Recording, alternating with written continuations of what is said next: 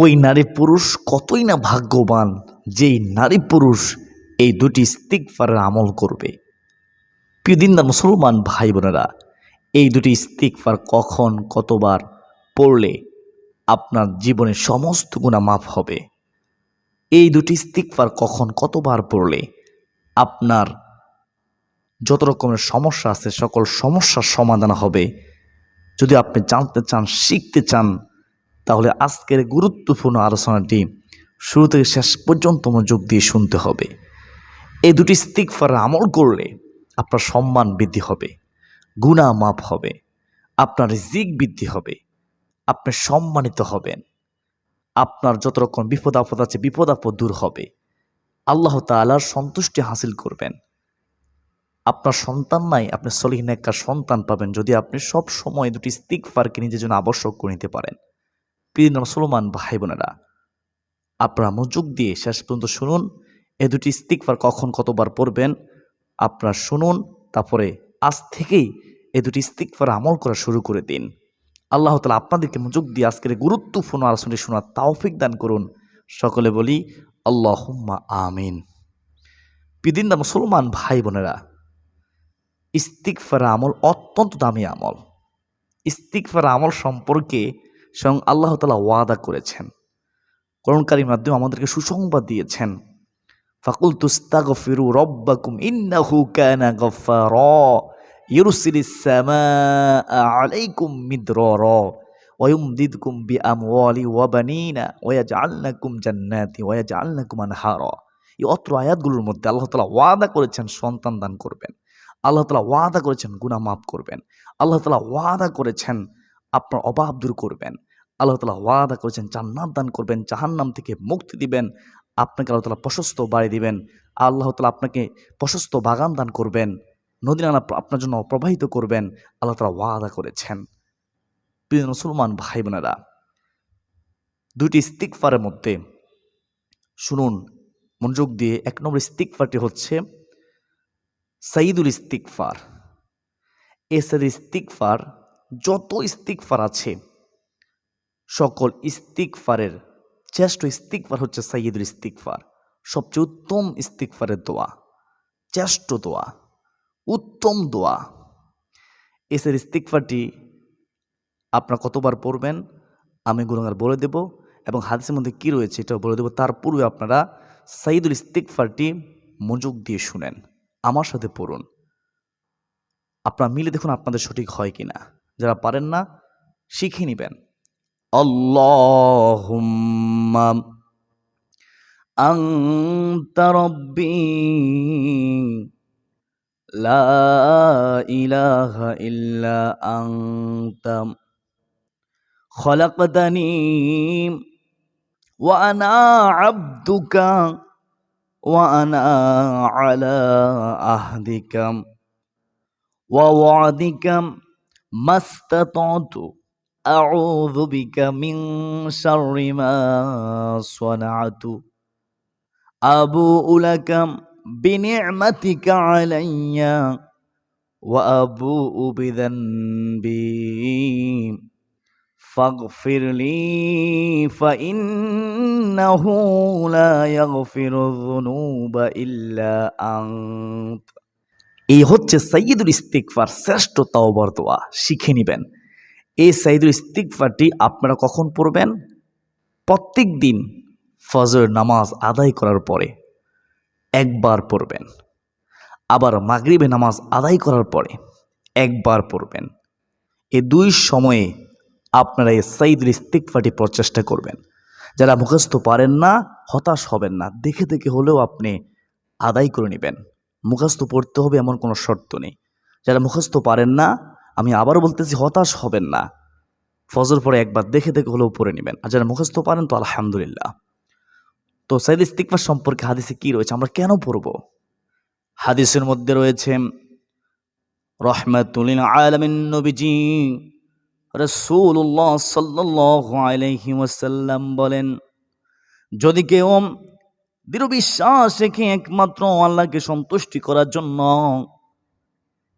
ফজরের নামাজের পরে সকালবেলায় একবার সাইয়্যিদুল ইস্তিগফার পড়তে পারে, আল্লাহ রব্বুল আলামিন তাকে এতই ভালোবাসে, আমার নবীজি বলেন মাগরিবের আগে যদি তার মৃত্যু হয়ে যায়, মৃত্যু কখন আমরা বলতে পারি না, তো আল্লাহ রাসূল বলতেছেন মাগরিবের আগে যদি তার মৃত্যু হয়ে যায় সে জান্নাতি হয়ে মৃত্যুবরণ করলো। বলুন না সুবহানাল্লাহ। এর চেয়ে সুসংবাদ আর কি হতে পারে? একবার পড়তে বেশিক্ষণ সময় লাগবে না। হাদিসের মধ্যে আছে রাসূলুল্লাহ সাল্লাল্লাহু আলাইহি ওয়াসাল্লাম বলেন, যদি কেউ দৃঢ় বিশ্বাস রেখে ইয়াকিন রেখে আবার মাগরিবের নামাজের পরে এই সাইয়্যিদুল ইস্তিগফার একবার পড়তে পারে, আবার ফজরের আগে রাতে যদি তার মৃত্যু হয়ে যায়, তাহলে সে জান্নাতি, অর্থাৎ জান্নাতি হয়ে সে মৃত্যুবরণ করলো। বলুন না সুবহানাল্লাহ। তার জীবনে কোনো গুনাহ থাকে না, সে নিষ্পাপ হয়ে যায়। প্রিয় মুসলমান ভাই বোনেরা, আশা করি অত্র হাদিসেরা বুঝতে পেরেছেন আমরা কেন সাইয়্যিদুল ইস্তিগফার পড়ব, শ্রেষ্ঠ তাওবা দোয়াটি পড়ব। আমার বিশ্বাস যারা শুনেছেন তারা আর কখনো সাইয়্যিদুল ইস্তিগফারের আমল ছাড়বেন না ইনশাআল্লাহ। আল্লাহ তাআলা আপনাদেরকে ফজরের পরে একবার সাইয়্যিদুল ইস্তিগফার পড়ার, আবার মাগরিবের নামাজের পরে একবার সাইয়্যিদুল ইস্তিগফার পড়ার তৌফিক দান করুন।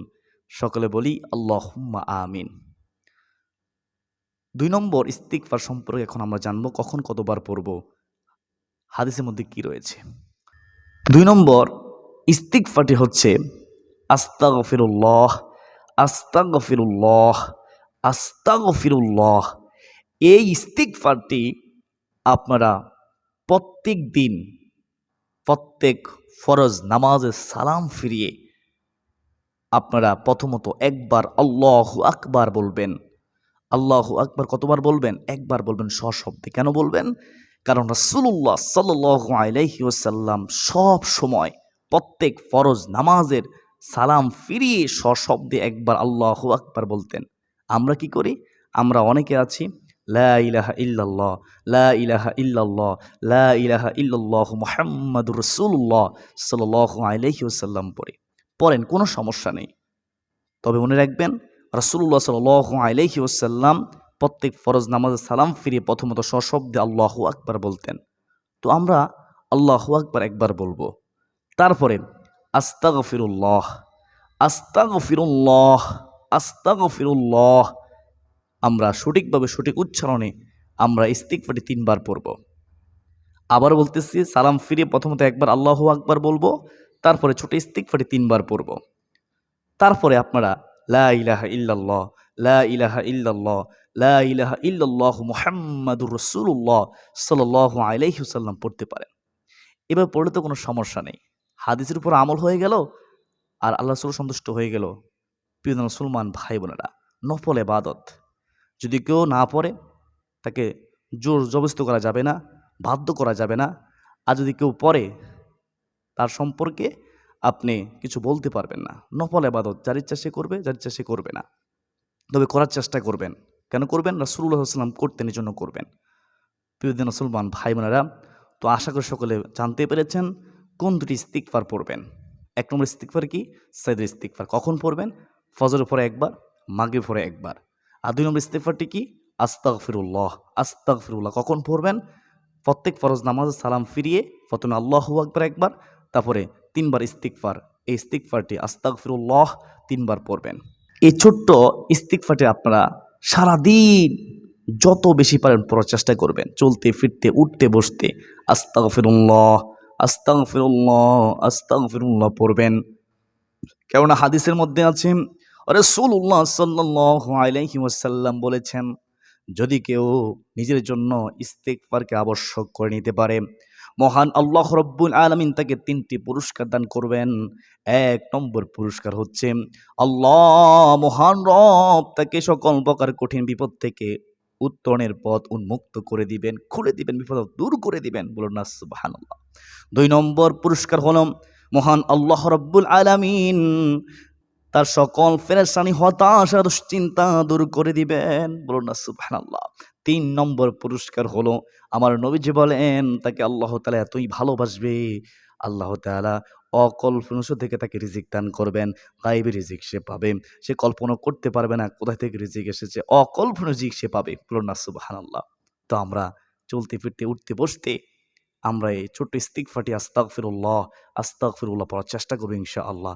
সবচেয়ে মজার বিষয় হচ্ছে এই ইস্তিগফার পড়তে অজু লাগে না। অজু ছাড়া আপনি পড়তে পারেন। আপনি হাঁটতেছেন, পড়েন আস্তাগফিরুল্লাহ জবানে। আপনি কাজ করতেছেন মাঠের মধ্যে কৃষক ভাই, আপনি পড়েন, কাজের মধ্যে বরকত হবে, শরীরে অসুখ দূর হবে, শরীরে শক্তি বৃদ্ধি হবে, কাজের মধ্যে বরকত হয়ে আপনার মাঠের ফসলের মধ্যে বরকত হবে। ব্যবসায়িক ভাই বসে আছেন দোকানের মধ্যে, অবসর সময় পেয়েছেন, গল্পগুজব না করে ইস্তিগফার পড়ুন। আপনার ব্যবসার মধ্যে আল্লাহ তাআলা বরকত দিবেন। ইনশাআল্লাহ কোনো সন্দেহ নেই। যে কর্মে নিরত আছেন, আপনার পাশাপাশি অবসর সময় পেলে আপনার ইস্তিগফার পড়ুন। আপনাদের কপাল ভাগ্য খুলে যাবে। আশা করি সকলে বুঝতে পেরেছেন। আল্লাহ তাআলা আপনাদেরকে, আমাকে, আমাদের সবাইকে ৫ ওয়াক্ত নামাজ পড়ার পাশাপাশি এই দুটি ইস্তিগফার আমল সব সময় করার তৌফিক দান করুন। যতদিন বাঁচবো আমরা যেন সবসময় করতে পারি। আল্লাহ তুমি আমাদেরকে তৌফিক দাও। সকলে বলি আল্লাহুম্মা আমিন। শয়তান কিন্তু আমাকে আপনাকে করতে দিবে না। আমি আপনি না বুঝলেও শয়তান কিন্তু বুঝে। এই দুটি ইস্তিগফার আমল করতে পারলে আমাদের কপাল ভাগ্য খুলে যাবে। আমাদের অভাব দূর হবে, আমাদের কষ্ট দূর হবে, আমরা সম্মানিত হব, আমরা আল্লাহকে পাবো, আমরা রাসূলুল্লাহ সাল্লাল্লাহু আলাইহি ওয়াসাল্লামের ভালোবাসা পাবো, আমরা জাহান্নামের আগুন থেকে বাঁচতে পারবো, মৃত্যুর যন্ত্রণা থেকে বাঁচতে পারবো, কবরের আযাব থেকে বাঁচতে পারবো। শয়তান কিন্তু ভালোভাবে বুঝে, আমরা না বুঝলেও। তাই শয়তান আমাকে আপনাকে ছলে বলে কৌশলে এই দুটি ইস্তিগফার আমল থেকে গাফেল করার চেষ্টা করবে। শয়তান ধোঁকায় পড়বেন না। আল্লাহ তাআলার কাছে সবসময় দোয়া করবেন, আল্লাহ গো, মৃত্যু পর্যন্ত আমাদেরকে এই দুটি ইস্তিগফার করার তৌফিক দান করিও। সবসময় দোয়া করবেন এবং বলবেন, আল্লাহ শয়তানের ওয়াসওয়াসা থেকে, কুমন্ত্রণা থেকে আমাদেরকে হেফাজত করুন। আল্লাহুম্মা আমিন। প্রিয়দিন মুসলমান ভাই বোনেরা, প্রত্যেক ফরজ নামাজের পরে কিছু সুন্নত আমল রয়েছে, নফল আমল রয়েছে, যে আমলগুলো রাসূল সাল্লাল্লাহু আলাইহি ওয়াসাল্লাম করতেন। রাসূল সাল্লাল্লাহু আলাইহি ওয়াসাল্লাম বলেন, যদি কেউ প্রত্যেক ফরজ নামাজের পরে এই আমলগুলো করে তাহলে সে কখনো ক্ষতিগ্রস্ত হবে না। বলুন না সুবহানাল্লাহ।